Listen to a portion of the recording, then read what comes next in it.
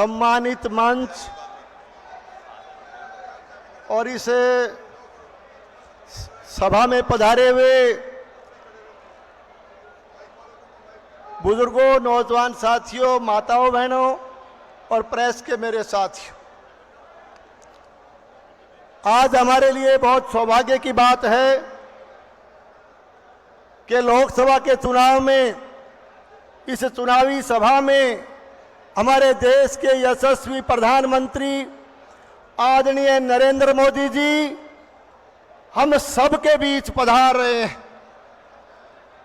साथियों, आने वाली 19 तारीख को देश की सबसे बड़ी पंचायत के चुनाव होने जा रहे हैं और इस चुनाव के लिए हमारे चूरू लोकसभा क्षेत्र से हमारे देश के यशस्वी प्रधानमंत्री आदरणीय नरेंद्र मोदी जी ने भाई देवेंद्र झाझड़िया जी को और झुंझुनू से आदरणीय शुभकरण चौधरी जी को उम्मीदवार बना करके हमारे बीच में भेजा है और आज हम सब इन दोनों उम्मीदवारों के लिए और भारतीय जनता पार्टी के लिए वोट की अपील करने के लिए यहाँ इकट्ठे हुए।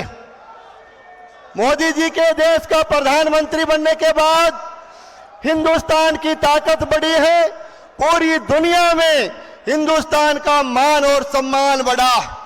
आज हमारे भारतीय जनता पार्टी के कार्यकर्ता जब वोट के लिए चौपाल पर जाते हैं, चौगान में जाते हैं, तो विपक्ष के लोग, कांग्रेस के कार्यकर्ता कई तरह के सवाल पूछते हैं।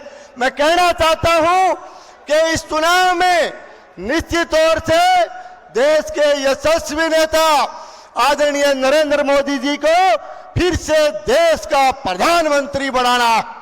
आज ये लोग पूछते हैं, ये सवाल करते हैं विपक्ष के लोग कि मोदी जी देश के प्रधानमंत्री कैसे बने। मैं उनसे कहना चाहता हूं कि ये सवाल यदि पूछते हो तो जाकर के ये सवाल हमारे बीच में पूछने की बजाय आप जाकर के अभिनंदन की मां से पूछिए कि मोदी जी देश के प्रधानमंत्री क्यों बनने चाहिए। हमारे यशस्वी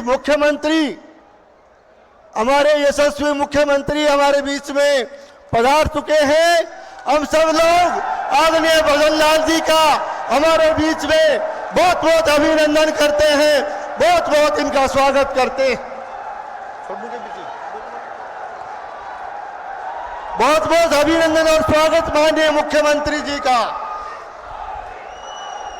आज चौपाल में जो सवाल पूछने वाले उनसे कहना चाहता हूं कि ये सवाल आप यूक्रेन में पढ़ाई कर रहे विद्यार्थियों से पूछिए, आपके सवाल प्रधानमंत्री फसल बीमा योजना में लाभ पाने वाले हर किसान से पूछिए। आप ये सवाल यदि पूछना चाहते हैं तो सीमा पर तैनात हमारे हर सैनिक से पूछिए। अगर ये सवाल आप पूछना चाहते हैं तो विदेशों में कमा रहे भारतीयों से पूछिए और यदि सवाल आप पूछना चाहते हैं तो उदयपुर में जाकर के कन्हैया लाल के परिवार से यह सवाल पूछिए कि मोदी जी को देश का प्रधानमंत्री कैसे और क्यों बनना चाहिए। आप ये सवाल पूछना चाहते हैं तो भारत की आर्मी से जाकर के पूछिए। ये सवाल पूछना चाहते हैं तो आयुष्मान कार्ड प्राप्त करने वालों से पूछिए। ये सवाल पूछना चाहते हैं तो किसान सम्मान निधि में लाभ पाने वाले हर किसान से पूछिए। आप मोदी जी के प्रधानमंत्री बनने के सवाल को यदि पूछना चाहते हैं तो राम जन्मभूमि का सपना देखने वाले हर भारतीय से पूछिए।